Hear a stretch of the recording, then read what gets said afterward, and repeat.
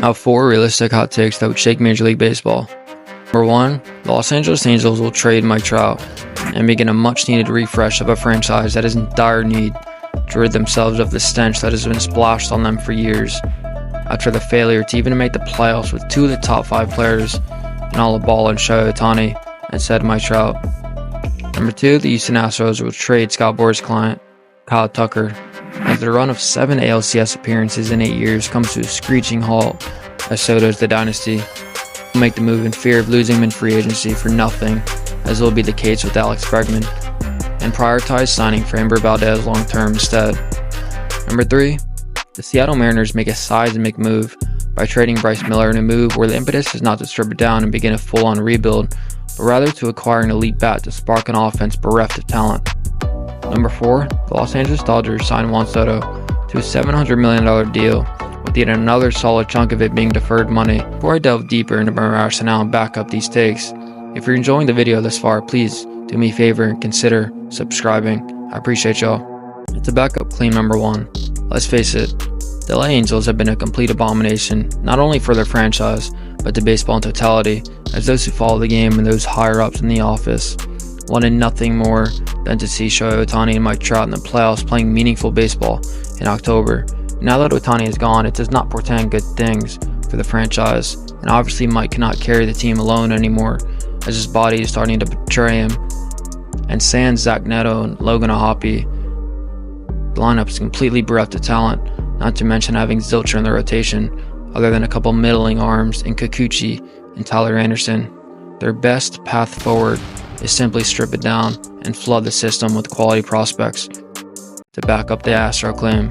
What if I were to tell you that just 3 years ago, amidst the Astros run, they would lose their entire left side of the infield in Carlos Correa and Alex Bregman?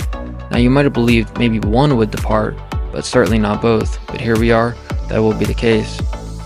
Not to mention we are barreling towards the reality and the fact that Justin Verlander is 87 years old and Josh Hader and Ryan Pressly are no longer the shutdown arms you can count on implicitly.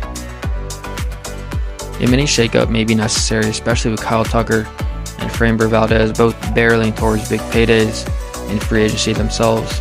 I recommend, rather than paying them $400 million combined in what could be a closing window regardless, peck at the core a bit and trade Kyle Tucker for an infusion in your farm system. Prioritize signing Framber Valdez and look to elongate the window with the new core. Now to back up the Mariner claim. The Seattle Mariners wet themselves on a daily basis, as their embarrassing selves couldn't help out the potential greatest starting rotation led by Luis Castillo, Bryce Miller, George Kirby, and Logan Gilbert. And all those names, sans Castillo, have yet to be paid. And if you know anything about baseball, you know a mid-market team in Seattle will not be able to afford all of them. And since they're coming off the embarrassment that was the 2024 season, flip one of those arms and insert a real bat in the lineup and see if it doesn't rectify their woes. Now lastly, to back up the Dodger claim. A real conversation is starting to bubble to the surface and percolate as it pertains to the Los Angeles Dodgers signing every big-time free agent and their sister's uncle, and what it means for smaller market teams and their inability to compete at that level. The players have been strident in their decision to not have a salary cap.